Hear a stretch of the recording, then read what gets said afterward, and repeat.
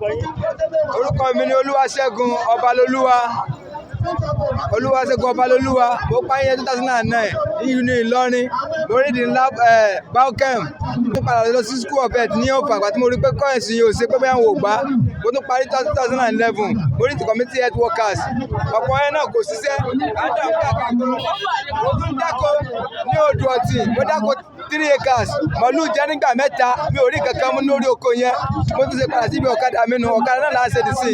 Tábà kọ application pa fẹ́ gba ṣẹ́sí ní gọ́ọ̀mẹ̀ntì. Wọ́n ní ta la mọ̀. Tábà ti mọ̀ ìka mọ́ lọlé. Báwọn tó bá mọ̀ ṣe táwọn bá mọ̀ yẹn náà fún níṣẹ́. Àwọn ò mọ̀ yẹn ọ̀kadà là ń gùn. Adúlé ń gbọ̀kadà náà. Àwọn bọ́ọ̀sì tó ní káàkiri ìgboro wọn ń gbọ̀kadà lọ́wọ́ wa. Ẹ̀ẹ̀mejì láti sá mi ládàá. Ní pé mo sì kí ni ojú àpáni gbogbo ẹ̀ lórí pé bóyá kẹ́ni wọ́n gba máa sí lọ́wọ́ yẹn náà ni.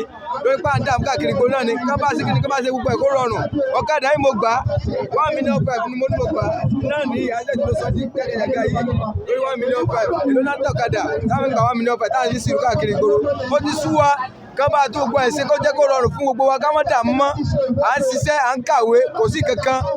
Iṣẹ́ dàbí ọ̀lẹ, dákun ẹ ṣàánú wa Nàìjíríà o. Bàbá Tinubu, God bless you.